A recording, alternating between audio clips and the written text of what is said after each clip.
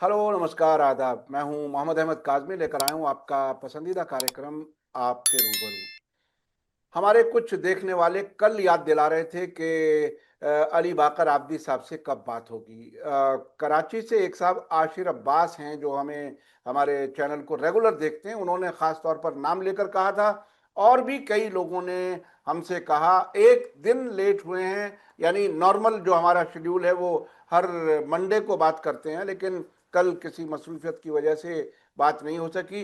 आज हम अली बाकर आबदी साहब से बात कर रहे हैं। उनकी अहमियत इसलिए और ज़्यादा है कि वो बैरूत में रहते हैं, और दाहिया जुनूब में, वहीं उसी इलाके में जहां हसन नसरुल्लाह शहीद हुए थे, जो हिजबुल्लाह के बड़े लीडर। और उसके अलावा एक लंबे अरसे से वहाँ रहते हैं। सीरिया में एक लंबे अरसे तक रहे हैं, और ईरान और पूरे इलाके के मुल्कों को बहुत नज़दीक से जानते हैं। अक्सर सफ़र करते हैं, बहुत ही बेबाक अंदाज में अपनी बात रखते हैं, ख़बरों पर नज़र रखते हैं। खुद इसराइल के अंदर तक की खबरों पर गहरी नज़र रहती है। अली बाकर आबदी साहब, वेलकम है आपका। मीडिया स्टार वर्ल्ड को आप वक्त दे देते हैं, उसके लिए बहुत बहुत शुक्रिया। आप चूंकि लेबनान में रहते हैं, आजकल भारत आए हुए हैं, ये बात ठीक है, लेकिन लगातार आपके राब्ते में लोग हैं, मीडिया पर नज़र है। सबसे पहले हमारे जो देखने वाले हैं, लेबनान की खबरें ज़रा कम आ रही हैं, क्योंकि अमेरिका और ईरान की बातचीत हो रही नहीं हो रही, जंग हो रही नहीं हो रही, उसी पर पूरे मीडिया का फोकस है। लेबनान से क्या खास खबर है आपके पास? बिस्मिल्लाहिर्रहमानिर्रहीम। अस्सलाम वालेकुम। हेलो, आदाब, नमस्कार। काज़मी साहब, आपका और आपके जितने भी इस चैनल पे जो है नाजरीन हैं, दर्शक हैं, हम सबों का शुक्रिया। और उनकी मोहब्बतों का हम जो है क्या है उनकी कदरदानी करते हैं उन लोगों की। और शुक्रिया अदा करते हुए और ये कि अल्लाह अज़्ज़ा व जल सबको सलामत रखे और उस पूरे इस इलाके में अमन व अमान और चाशनी भेजती रहे, ताकि इंसानियत का कत्लेआम न हो सके। कि जो जंग पे उतरे हुए हैं उनका ना कोई दीन है, ना धर्म है, ना कोई मजहब है। वो इंसानियत के खिलाफ है। इनका मसला किसी खास एक तबके से नहीं है, बल्कि इनका मसला हर उस तबके से है कि जो इनकी फिक्र पे नहीं चलता, उसके खिलाफ ऐलान जंग करना है। तो यही इनके यहाँ जो है क्या है, कभी दहशत गर्दी ये खुद फैलाते हैं, फिर दहशत गर्दों के खिलाफ ऐलान जंग करते हैं, फिर जब देखते हैं तो फिर पूरी की पूरी हुकूमत दहशतगर्दों के हाथों दे देते हैं, फिर उन्हीं के हाथ जलीलो खार होते हैं। और ये सिलसिला पूरा चल रहा है तकरीबन, अगर ये कहा जाए काजमी साहब के आज दूसरी आलमी जंग के बाद का लेके अब तक। तो दूसरी आलमी जंग के बाद से जो सिलसिले शुरू हुए हैं, अमेरिका जो है क्या वन मैन शो हुआ। तकरीबन जंग थी जिसको जंग नर्म कहा जाए, तो ये सर्द जंग जो थी रशिया और अमेरिका की। फिर उसके बाद रशिया का भी जब बेड़ा समझ लें कि जो ये क्या है वो भी पाश पाश हो गया, कि जो है कई मुल्कों में तकसीम हो चुका। तो उसके बाद से अमेरिका जो है क्या है समझ लें कि पहली या एक अकेली ताकत हो गई। वो जैसे चाहे, जिसको चाहे, जहां चाहे, जिसको मार दे, जिसपे हमला कर दे, कोई बोलने वाला नहीं। यानी जंगल राज, बल्कि जंगल राज से भी बढ़कर कह सकते हैं कि जंगल राज में होता ये है कि जो है एक ही सिंफ के लोग, यानी शेर शेर को मार के नहीं खाता है। अगर शेर ने हमला किया तो दूसरे हैवान का हमला करता है, वो दूसरे हैवान को खाता है। तो इसने जो मचाई है कि उसी सिंफ के, यानी इंसान इंसानों को कत्ल कर रहे हैं। ये इंसान की शक्ल वाले दरिंदे, जिनको इंसान कहना भी सही नहीं है। और यहां तक मामला पहुंच गया कि मासूमियत को कत्ल किया जा रहा है, छोटे छोटे बच्चों को कत्ल करना। एबिस्टेंस फाइल से जो कुछ बातें सामने आई हैं, आज जो हुकूमत कर रहे हैं अक्सर, ये सब के ताल्लुकात उस फाइल से हैं। और फाइल में जो कुछ भी इन्होंने अपने घिनौने हरकत अंजाम दिए हैं, ऑडियो वीडियोस फोटोज सब के सब पूरे के पूरे उसमें जो है उनके यहाँ मौजूद हैं, सेफ हो चुके हैं। तो अब इनका मामला ये है कि ये किस तरीके से इंसानियत के खिलाफ और बल्कि काम करेंगे। अब ये जो सिलसिला चला है काजमी साहब, अब मैं आता हूं अपने मेन टॉपिक पे। उसके लिए मुकदमा जरूरी है कि अमेरिका ने दूसरी आलमी जंग के बाद, अमेरिका के एक बहुत बड़े मशहूर जर्नलिस्ट हैं, वो भी जो है क्या है जेफरी जेफरी साक्स। उन्होंने ये कहा कि जब उनसे पूछा गया कि ये बताइएगा कि अमेरिका ने अभी जो ईरान के खिलाफ जो जंग की, अमेरिका और इसराइल ने दोनों ने मिलकर, क्या इसका मकसद जो है क्या है, एटमी प्लांट था, जोहरी असले की बात थी, उससे रोका जाना था, या फिर गल्फ कंट्रीज जहां पे इसके बेसस से उन लोगों को बचाना था, क्या था? तो साफ साफ 3 मिनट में जेफरी ने पूरा खोल के रख दिया, कह दिया कि दूसरी आलमी जंग के बाद से लेकर अब तक अमेरिका ने ये ठान लिया है कि पूरी दुनिया पे हमारी हुकूमत होगी, हम जैसे चाहे वैसे करेंगे। अब ये जो जंग हुई है, जिसको खुद जो है क्या है, जेफरी सैक्स कह रहे हैं कि हम, ये जो जंग हुई ये कानूनी एतबार से भी गलत है और ये जुल्म है, यानी इंटरनेशनल लेवल पे इंटरनेशनल लॉ के हिसाब से भी आपको इजाजत ला नहीं देता कि आप हमला करें किस पे, उस मुल्क पे कि जिसने बाकायदा तौर पे आटमी असलहे की जो इंटरनेशनल तंजीम है उसमें बाकायदा इन्होंने मुआहदा किया हुआ है कि आटमी असला ज्यादा फैलना नहीं चाहिए, आटम बम ज्यादा नहीं बनानी चाहिए और हम नहीं बनाएंगे।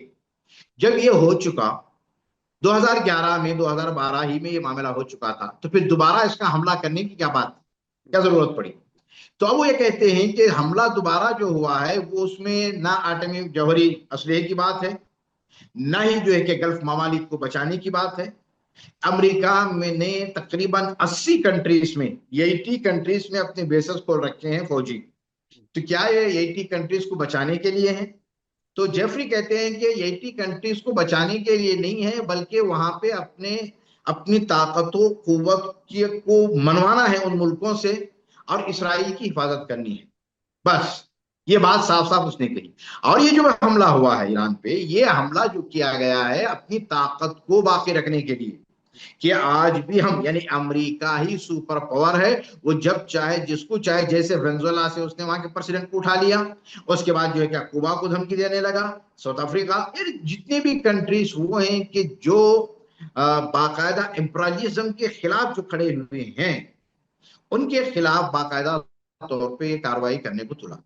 लेकिन जो है क्या है, अब वो जेफरी ये कहते हैं कि उससे गलती ये हो गई कि उसने ईरान की पब्लिक, ईरान की अवाम और ईरान की लीडरशिप के अंदर इन दोनों के दरमियान क्या राबते हैं, क्या कॉन्टेक्ट्स हैं, इसको वो पहचान नहीं सका।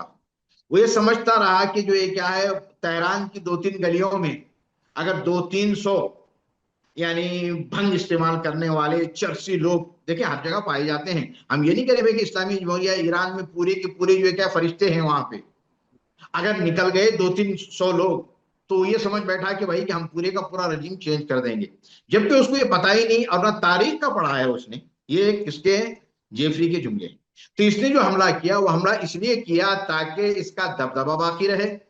इस 71, हाँ वो ये बात ब्रैकेट में कहता है कि 1979 में एक वो ताकत उभरी जिसके लिए रेगन ने कहा था, कैसेंजर ने कहा था कि अब वो ताकत उभरी है कि अब तक तो हम लोगों को हर तरह से डरा के धमका के अपना काम निकालते थे, अब खुमैनी के इनकलाब ने, कैसेंजर और रिगन ने, कि इस इनकलाब ने, इस रिवॉल्यूशन ने वो काम कर दिया कि जिसके बाद अब हम अपने सुपर पावर होने पे शक करने लगे हैं। ये उसके जुमले। अब इस इनकलाब ने इतना ही नहीं किया है, फिर उसके बाद जब हमने तबस का जो मरहला पेश आया, काजमी साहब दर्शकों को बता दूं, तबस वो जगह की जहां पे जो अमेरिका ने अपने हेलीकॉप्टर में फौजियों को भेजे थे काय के लिए, ताकि वहां पे जो अमेरिकन फौजी या अमेरिकन जासूस जो पकड़ रखे थे ईरान ने, उनको छुड़वाने के लिए। तो तबस का जो वाकया पेश आया, आपस में टकरा के जो मरे हैं, उसके बाद कैसेंजर कहता है कि अब हम क्या करें, आसमान यानी आसमानी ताकत भी रूहुल्लाह खुमैनी के साथ है, तो हम कुछ नहीं कर सकते। यानी यहां तक कि उसके जुमले कैसेंजर और रेगन के। अब ये सिलसिले यहां से जुड़े, तो उसके बाद तो जवाल हमारा शुरू हो गया, किसका, अमेरिका का जवाल शुरू हो गया है 79 के बाद से, इनकलाब इस्लामी की कामयाबी के बाद से, और ये सिलसिला जारी व सारी है। अब ये जो जंग की थी इसने कहा, इतने साल, 40 साल, 42-45 साल जो गुजरे हैं, हो सकता है कि इस अरसे में एक नई तंजीमें भी सामने आई सियासी ईरान में, जिसको इस्लाही कहा जाता है, यानी खुदामद पसंद लोग, आजाद ख्याल के लोग, आजादी दिलाने के लिए, आजादी के नाम पे औरतों की आजादी, वो बहरहाल। तो अब ये समझिए कि ये जो निकल रहे हैं, ये लोग बहुत कुछ उसका काम कर देंगे और रजीम चेंज हो जाएगा, लेकिन जबकि उसने पूरी हिस्ट्री को ईरान की पढ़ी नहीं है। तो जिस काम के लिए इसने कदम उठाया था, उसमें से किसी एक में भी कामयाब ना हो सका। जेफरी कहते हैं कि बात तो ईरान की बात तो दूर की बात, एक्सेस ऑफ रेजिस्टेंस ग्रुप में से किसी एक ग्रुप को पूरी तरह से नहत्ता ना कर सका। अब चल जाइए कि ईरान पूरी बड़ी गवर्नमेंट है, हुकूमत है, बड़ी ताकत है, यानी उस इलाके के हिसाब से मशरिक वस्ता के, तो रेजिस्टेंस ग्रुप जितने भी हैं, एक्सेस ऑफ रेजिस्टेंस ग्रुप में से किसी एक को नहत्ता नहीं कर सका। फिर आगे कहते हैं कि भाई चलो लुबनान की बात अलग, इराक की अलग है, यमन की अलग है, खुद फिलिस्तीन के अंदर गजा में रहने वाले जो एक्सेस जो रेजिस्टेंस ग्रुप हैं, हमास है, जिहाद इस्लामी है, उनको पूरी तरह से नहत्ता ना कर सका। तो आप अंदाजा लगा सकते हैं कि अब पूरे मुल्क का मुकाबला करके रजीम कैसे चेंज करेगा। अब ये तो हो गई बात उसकी। अब आते हैं इधर, इसी के जरिए से जो सिलसिला शुरू हुआ है लुबनान में। और लुबनान का बड़ा मसला क्या था काजमी साहब, अब एक बड़ा वाक्य हो सकता है कुछ दर्शकों को ये सवाल भी बाज़ औक़ात दर्शक करते रहे हैं, और याद भी होगा कई मर्तबा हमसे भी सवाल किए गए हैं आप ही के चैनल के थ्रू से, कि भाई इतना सब कुछ हो गया है, गजा को जो है मरने के लिए छोड़ दिया, ना ईरान ने किया, ना उसने, ना लुबनान ने किया, ना हिजबुल्लाह ने किया, ना इराक ने किया। बजाय ये कहने के, सवाल करने वालों का, कभी किसी ने ये सवाल किया कि आया सऊदिया ने गजा के लिए क्या किया, यूएई ने गजा के लिए क्या किया, कतर ने गजा के लिए क्या किया, बहरीन ने गजा के लिए क्या किया, जॉर्डन और मिस्र ने, चले ये तो थोड़ा दूर के हैं, जॉर्डन और मिस्र जो बिल्कुल बॉर्डर लगा हुआ है, उसने क्या किया गजा के लिए, ये बताइए। अब आए जब जवाब दिया जाएगा कि गजा के लिए क्या किया है the access of resistance group और रेजिस्टेंस ग्रुप ने, लुबनान से लेकर, इराक से लेकर, यमन से लेकर, इस्लामी जमहूरिया ईरान तक, ये पूरा सिलसिला जो चल रहा है, जितना इसने फिलिस्तीन के लिए, गजा के लिए किया है, खुद शहीद इस्माइल हनिया ने एतराफ किया, खुद शहीद यहया अस्सिनवार ने, और इन सबों से पहले काजमी साहब, इन सबों से पहले मैं लेके चलता हूं 80s की बात पे, 80s में जब शेख यासीन, फाउंडर ऑफ हरकत हमास, जिनको इसराइल ने शहीद किया, तो जब इनकी मुलाकात हुई, तो उस मुलाकात में इस्लामी जमहूरिया ईरान गए थे ये, और वहां से मुलाकात हुई, तो उस मुलाकात में जब इन्होंने बताया कि किसने हमारी मदद की और कौन हमारे साथ खड़ा हुआ है, ये मुसलसल, फिर उसके बाद के मरहला जब आया, तो लुबनान ने काजमी साहब, साउथ लुबनान ने, जुनूबी लुबनान ने फिलिस्तीन की जितनी मदद की है, बड़े बड़े मुल्कों ने नहीं किया है।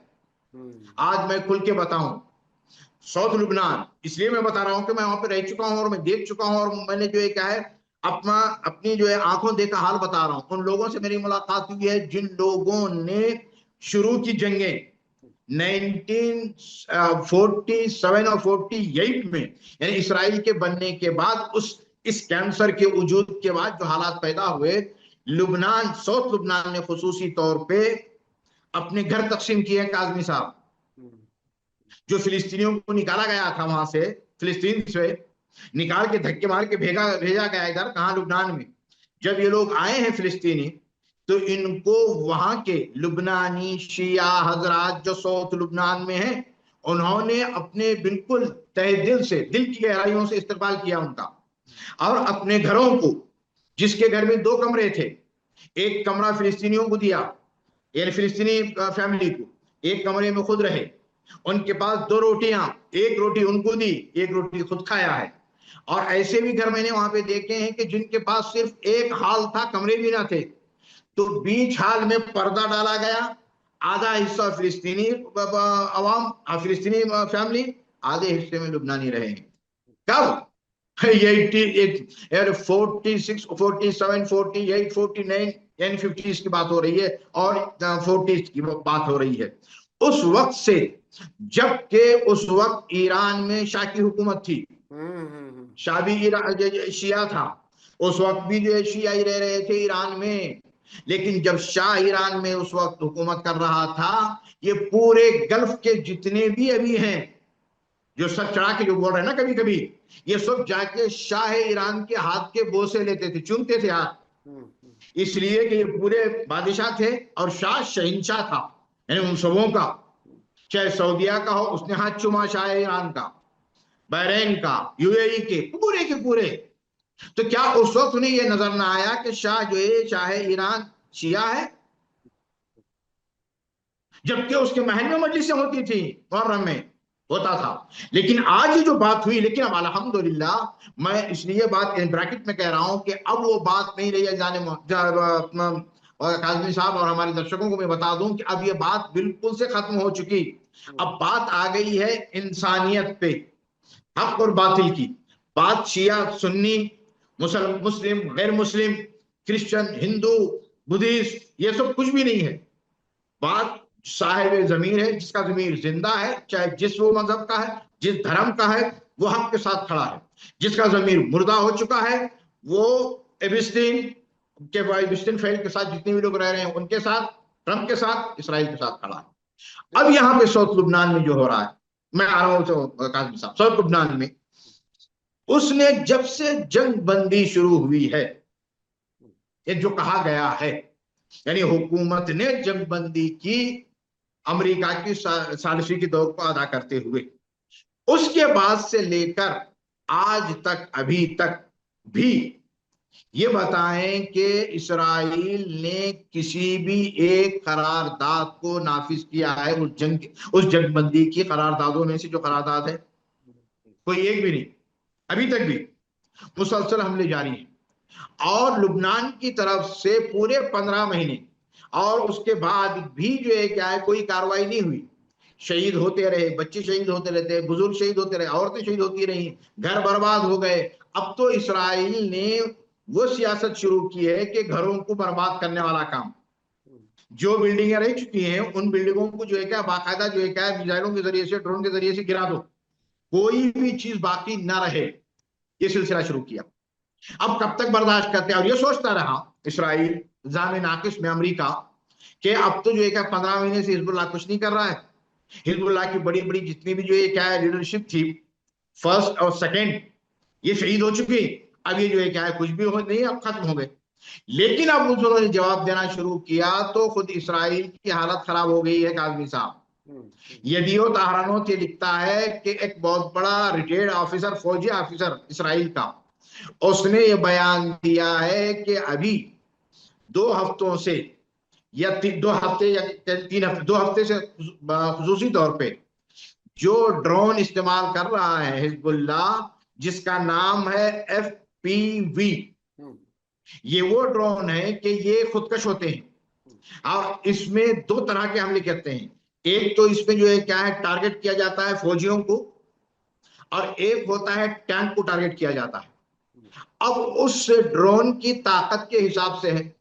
तो अब इसमें एक आया, ये रडार में आता है, कहने बिल्कुल रडार में नहीं आता। तो कहा कि China, Russia, Ukraine, Iran, America, सब का बहुत सारे मुल्कों के पास होगा, लेकिन किसी ने इस्तेमाल नहीं किया है। पहली मर्तबा हिजबुल्लाह इस्तेमाल कर रहा है इन ड्रोन जहाजों को, कि जिसको कहते हैं खुदकश ड्रोन। खुदकश ड्रोनों का पहली बार इस्तेमाल होना और इनका जो है क्या है राडार में नहीं आना। अब कल बयान दिया है इसराइली फौजियों ने जो वहां पे हैं, कहते हैं कि अब हम साउथ लुबनान में, लुबनान के अंदर नहीं रह सकते, अब हम वहां से वापस निकल रहे हैं।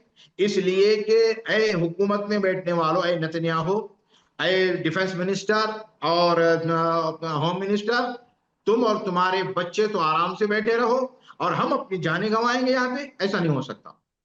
क्यों? कहा कि तुम्हारा जो कुछ भी है रडार सिस्टम, तुम्हारा जो है डिफेंस सिस्टम, उस डिफेंस सिस्टम ने इन ड्रोनों को, के जो खुदकश ड्रोन है FPV, इन ड्रोनों को रोकने का अभी तक कोई भी काम नहीं किया है।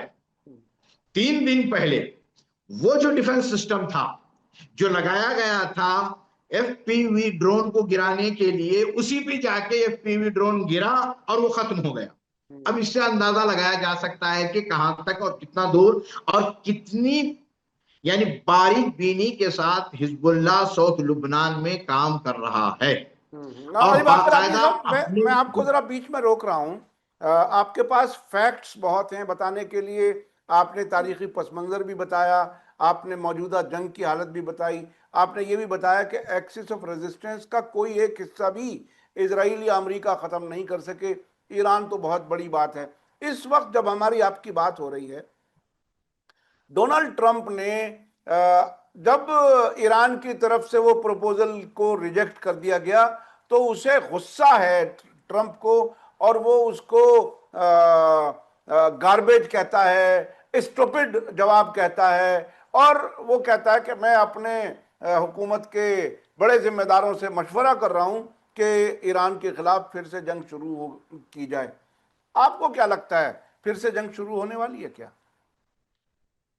काजमी साहब देखें, अभी जब दोबारा जंग शुरू करने के लिए बहुत कुछ करना पड़ेगा अमेरिका को, इसराइल को। हम्म। लेकिन इसराइल नहीं चाह रहा है, बिलखुसूस नेतन्याहू नहीं चाह रहा है कि जंग न हो। हम्म। वो कभी भी नहीं चाहता कि सुलह सफाई से काम हो जाए। वो ये कहता है कि बहुत बड़ा मौका गनीमत मिला है कि जितने भी इससे पहले आए हैं अमेरिका के प्रेसिडेंट, जॉर्ज बुश बाप से लेके बेटे से लेके फिर उसके बाद जो है क्या है आप आ जाइएगा, उसके बाद जितने भी आए हैं उन तमाम प्रेसिडेंटों को पागल बनाने का काम ना कर सका इसराइल, हम्म। जिसके लिए बाकायदा तौर पे यहां तक के अभी परसों 3 दिन पहले एक अमेरिकन जर्नलिस्ट ने कहा कि मौका वो सोच रहा था कि बाइडन जो है क्या, एक तो जो है क्या उम्र में बहुत ही ज्यादा और थोड़ा सा बेचारा भी है, चलो इसको बना लेंगे। लेकिन कितना चालाक निकला बाइडन भी हमारा, इतना होने के बावजूद वो भी उसकी जाल में ना आया। लेकिन ये अफसोस ट्रंप पे कि किस तरह से जाल में आ गया। वो जाल में आने का क्या है, मसला ये कि उसको सियासी सबूत तो नहीं है काजमी साहब। ट्रंप का जो मामला है ना, ये दुनिया का सबसे बड़ा जुआरी है और इसका काम है पैसा। अमेरिका बर्बाद हो जाए, मुल्क बर्बाद हो जाए, अगर उसका फायदा हो रहा है पैसे से तो फिर वो काम करेगा। यही सिलसिला उसने पहले दौर में भी किया, जो पहला प्रेसिडेंट बना था, और उसके बाद अभी भी वही कर रहा है। उसको सियासी तौर पे नहीं। आपने अभी देखा पिछले 3 हफ्ते 2 हफ्ते पहले की बात, किस तरीके से उसके बेटे ने, उसके दामाद ने, बेटी, वो खुद किस तरीके से पेट्रोल के हवाले से हर एक ने 500-500 मिलियन डॉलर 2 घंटे के लिए बाजार में डाला। हाँ, यहाँ स्पीच की इसने और नीचे हुआ, फिर इसने खरीद लिया। वो फौरी तौर पे 2 घंटे के बाद दूसरी स्पीच की इसने और उस पर चढ़ गया। ये है खेल और धंधा और गेम। शेयर मार्केट को चलाना इसका काम, बड़े बड़े जुआरी खाने घरों जुआरी खानों को चलाना इसका काम है। अरे ये है, ये बिजनेसमैन है ये। हाँ, जब बिजनेसमैन है और उसके साथ साथ जो एबिस्टीन में इसके आ चुके हैं कारनामे, तो नेतन्याहू ने कहा कि चलो इससे बड़ा हमें और कौन मिल सकता है, इसने अपना काम शुरू कर लिया। अब अगर उसने वाकई जंग की अगर ठानी है काजमी साहब, यहाँ पे मैं आपको जर्मन के एक फिलोसोफर है इमानुएल कांत, जर्मन के फिलोसोफर इमानुएल कांत के कहते हैं कि अब वो वक्त आ चुका है कि दुनिया में सलामती होनी है, अब अमनो अमान आना है। तो भाई कैसे आएगा? का 2 रास्ते हैं। या फिर ये है कि लोग इतने समझदार हो जाएं, पूरे इंसान दुनिया में रहने वाले, कि वो समझ लें कि भाई जंगों से हमारा नुकसान के अलावा कुछ नहीं, तो तब आएगा। अब ये आ सकता है का, ये बहुत मुश्किल है पूरे इंसानों का इस बात पे इकट्ठा होना। फिर दूसरा क्या है कि दूसरा एक बहुत बड़ा हादसे का होना जरूरी है, एक बहुत बड़ा हंगामा हो, फिर उसके बाद फिर जो है कि अमन शांति और सलामती आएगी। ये जर्मनी फिलोसोफर इमानुएल कांत का है कहना है। अब वही है। अब यहाँ पे ये जो जंग जो चल रही है ना, ये क्या है? ये जंग आया जंग है। इसको जो है क्या, लुबनान के बहुत अच्छे एक राइटर हैं, मैं उनको जानता भी हूँ, हुसैन, डॉक्टर हुसैन हमिया। उन्होंने कल एक बड़ी अच्छी बात कही, भाई ये क्या है ये? तो उन्होंने मिसाल दी कि शादीशुदा मर्द जब अपनी बीवी से दूर हो जाए, ना उसको तलाक दे, ना उसको अपने साथ रखे, उसको कहते हैं शरीयत में मुअल्लका, ना ही बीवी, ताकि उसके पूरे फराइज अंजाम पाए, और ना ही जो तलाक दे दिया भाई चलो उससे कोई ताल्लुक नहीं रहा, बीच में रख के छोड़ दिया।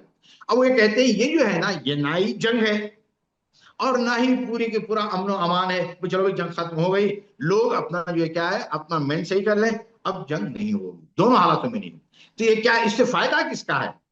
तो इसमें फायदा जो बताया गया है, और होने भी यही चाहिए, कि ये जंगों में सबसे ज्यादा अभी जिस जिस मुल्क को जा रहा है मिलने के लिए ट्रम्प, जो कह रहा था कि मैं चाइना जाने से पहले ही मैं ये मसले को हल करके जाऊंगा, लेकिन अभी तक वो मसला हल नहीं हुआ और तारीख बिल्कुल करीब आ गई। अब इसमें जो है क्या, चाइना ने बहुत बड़ा अच्छा रोल अदा किया और फायदा सबसे बड़ा चाइना का ही है। चाइना और रशिया, रशिया का इस हवाले से नहीं कह सकते कि उसको पहले ही से जो है क्या फंसा रखा है यूक्रेन में, लेकिन यहां भी कोशिश की उसने, ताइवान के हवाले से चाइना को भी खींचने की कोशिश की। अब इसमें ताइवानियों ने भी थोड़ा सा, मैं जहां तक समझता हूं कि समझदारी से काम लिया, और यहां भी समझदारी से काम लिया। क्यों? कि जब उन्होंने देखा यूक्रेन और रशिया का क्या हाल हो रहा है, तो उन्होंने कहा कि नहीं, अब हमें तो जो है क्या है डायरेक्ट अमेरिका से जंग का मरहला है, तो हम आपस में इस मरहले को अभी ना छेड़ लें। तो अब ये जो सबसे बड़ा मसला यहां से निकल के आया, अब ये जंग करने के वाकई है उसमें। अब नतन्याहू तो बाकायदा तौर पे कभी भी मशवरा नहीं देगा ट्रंप को जंग खत्म करने की। जब भी आपने देखा, जब करीब होने जाता है ना मामला साइन करने के या एग्रीमेंट पूरा करने के, उससे पहले बात करते हैं ये दोनों खबीस, ट्रंप और नेतन्याहू। बात करने के फौरन बाद मसला खत्म हो जाता है, यानी गोया कोई बात अभी तक हुई नहीं है, अब दोबारा से फिर शुरू होगा मामला बात करने का। ये जो सिलसिले है ना, ये देगा। लेकिन अभी जो बात हो रही है, अभी जो इस तरह से पूरे मिडिल ईस्ट को असलहे से भर दिया है उसने। अभी यदियोत आरानोत कल लिखता है कि बिन गोरियन एयरपोर्ट हमें ऐसा लगता है जैसा अमेरिका का एयरपोर्ट है, बल्कि अमेरिकन नेवी का एयरपोर्ट है। सिर्फ जो है क्या है, अमेरिकन फौजी जहाजें उतर रही हैं, उतर रहे हैं, जा रहे हैं, आ रहे हैं, सब कुछ भरा हुआ रह रहा है इससे। और ये कोशिश आया, इससे क्या पैगाम देना चाह रहा है ट्रंप? ट्रंप आया ये पैगाम देना चाह रहा है कि दोबारा जंग करेंगे, तो इस जंग के लिए तकरीबन कोई भी अब साथ नहीं देगा मुल्कों में से, बड़े बड़े मुल्क हो या छोटे मुल्क हो, अलावा इसराइल के, कि जो इसलिए कि जो क्या इसराइल खुन्नस खाया हुआ है ईरान से। ईरान ने साफ कह दिया कि इसका वजूद ही गैर शरई है, नाजायज वजूद है इसराइल का, तो हम उसको कबूल कर ही नहीं सकते। इस वजह से वो साथ में लगा रहेगा, उसके अलावा और कोई भी मुल्क साथ देने को तैयार ही नहीं है। जब सिर्फ हरमुज को, इस जगह हरमुज को आजाद करने के लिए जंग के लिए कोई तैयार ना हुआ अमेरिका का साथ देने, तो चेजाई के दोबारा हमले के लिए तैयार नहीं होगा। और अगर इसने कोई गलती कर भी ली, चले फॉर द एग्जाम्पल मिसाल देते हैं, कोई मसला नहीं है, अगर कर दिया तो क्या है, अगर इस दफा कर दिया ना उसने, तो काजमी साहब, इसराइली रिब्बी जो हाखाम होता है उनका, उसने तो पिछले हफ्ते यहां तक कह दिया अब अगर जंग हुई तो मैं ये सोच रहा था कि इसराइल 80 साल पूरे कर लेगा अपने, अगर दोबारा ईरान पे जंग हुई तो 80 साल भी पूरे नहीं होंगे, बिल्कुल खत्म हो जाएगा इसराइल, उसका वजूद भी नहीं रहेगा। सिर्फ लिखा जाएगा कि हाँ कभी किसी जमाने में इसराइल का वजूद फलां जमीन पे था, ये आंदे हो जाएगा। कौन? उनका रिब्बी कह रहा है, यहूदियों का। अब हाल वहां तक पहुंच चुका है। अब खुद इसराइल में इस चीज को अभी कल की रिपोर्ट है, इसने वल्लाह ने लिखा, और चैनल 14, चैनल 13 और चैनल 12, इसराइल के तीनों चैनलों ने इसराइली रिटायर्ड ऑफिसर की बात नकल की, और उसने ये कहा है कि ये जो हिजबुल्लाह के ड्रोन है ना, ये FPV, ये जो तबाही मचाए हुए हैं साउथ लुबनान में, नॉर्थ फिलिस्तीन में, ये इसकी खबर पब्लिक को नहीं दी जा रही है। सिर्फ 5% पब्लिक को पता चल रहा है कि ये हुआ। 95% लोगों को खबर नहीं हो रही है कि क्या कुछ हो चुका है और ये क्या कुछ कर रहे हैं ड्रोन हमले। हाँ, हमारे हमले तो बाकायदा तौर पे हो रहे हैं, वो तो बाकायदा जो है कि दिखाया जा रहा है, बिल्डिंगें गिर रही हैं, लोग मारे जा रहे हैं लुबनान में, आम पब्लिक मारी जा रही है लुबनान में, आए दिन हमले हो रहे हैं। लेकिन वहां से जो जवाबी कार्रवाई हुई है उसके बारे में इसराइली अवाम को धोखे में रखा गया है।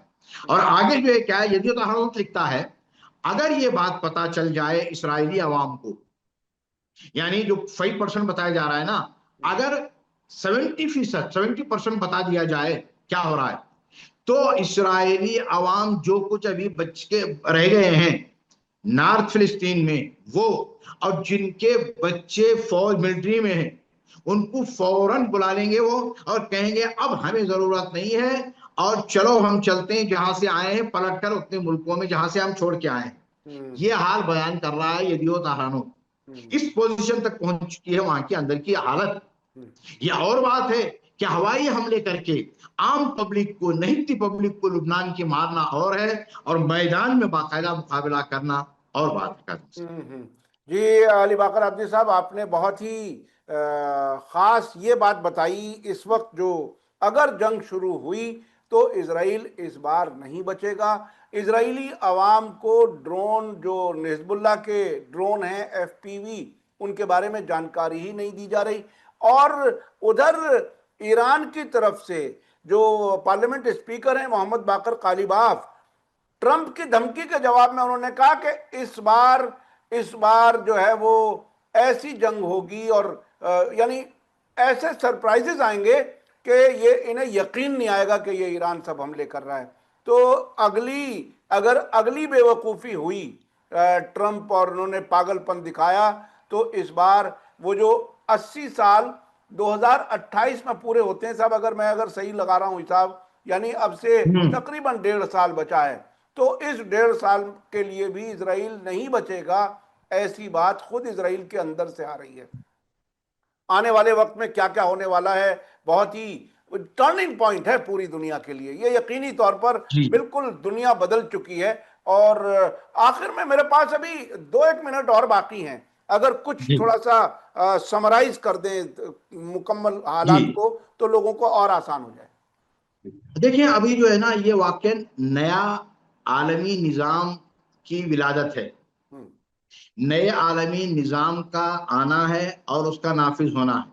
उस निजाम के लिए बाकायदा तौर पे जिसको कहते हैं ना, यानी किसी भी डिलीवरी के लिए दर्द से जो होता है ना, वो हम्म। बर्दाश्त करने के बाद ही डिलीवरी होती है। तो हम्म। यही सिलसिला है यहाँ पे। अब जो है ना, जो हालात पैदा हो रहे हैं पूरे खसूसी तौर पे मशरिक वस्ता के, और जो है क्या है गर्ब एशिया एशिया के जो हो रहे हैं, इन मसाइल में नया निजाम को आना है। और एक जो है सुपर पावर का जो सिलसिला खत्म हो चुका हो, हम्म। खत्म होने नहीं जा रहा है, वो खत्म हो चुका है।